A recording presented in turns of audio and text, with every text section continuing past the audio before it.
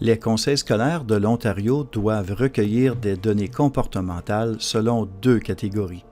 Un comportement qui serait passible d'une suspension et d'un renvoi scolaire selon l'article 306 et l'article 310 de la Loi sur l'éducation, et les comportements du type incident violent, violence au travail selon la SST, la Loi de la santé et sécurité au travail. Dans les deux cas, un rapport d'incident en lien à la sécurité dans les écoles selon la NPP 144 et 145 doit aussi être rempli.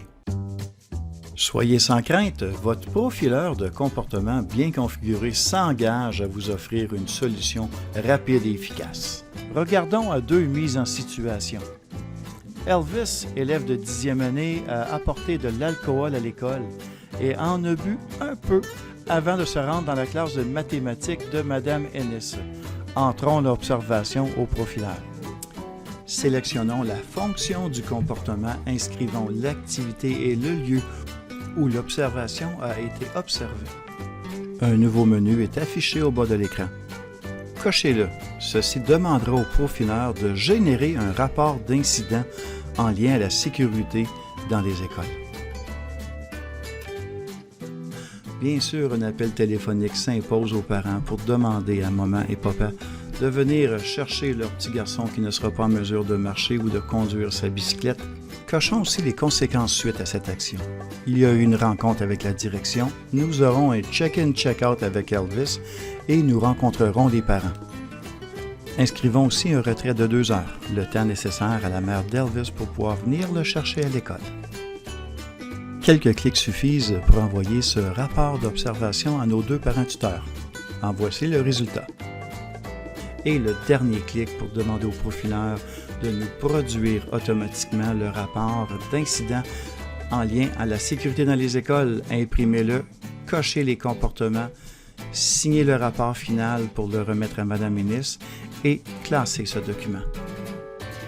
Votre première observation au profileur est terminée. Deuxième situation, Laurent, élève de 2e année, frappe son enseignante d'un coup de pied. Ouch! Pourquoi tu m'as frappé la jambe? Lors d'une crise, car il voulait être le premier dans les rangs au retour de la récréation. Entrons l'observation au profileur.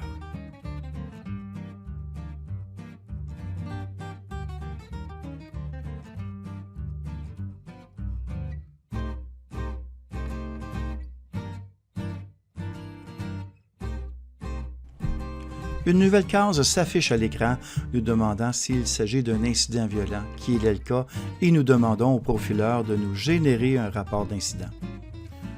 Pour les conséquences de l'élève, une rencontre avec l'élève s'impose. Nous lui demandons un geste réparateur suite à une rencontre avec la direction.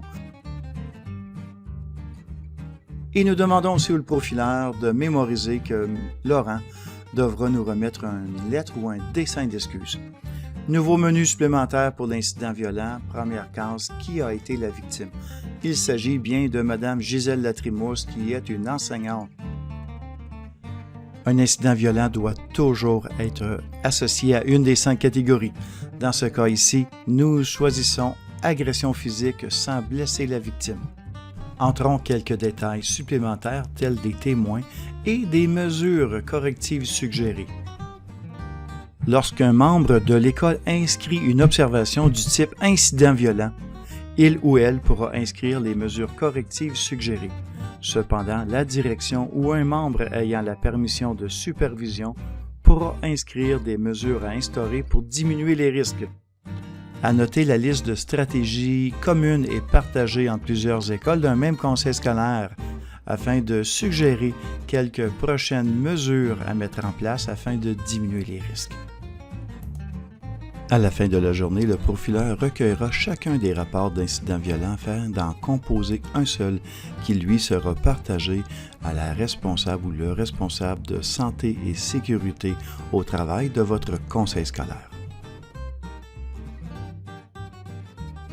2 autres vidéos attendent votre attention. La configuration des comportements observables du profileur. L'explication d'un module d'analyse des incidents violents pour le responsable de la SST de votre conseil scolaire. Vous êtes curieux de voir les prochaines étapes? Cliquez sur une des flèches bleues pour en voir la présentation. Bon visionnement à tous!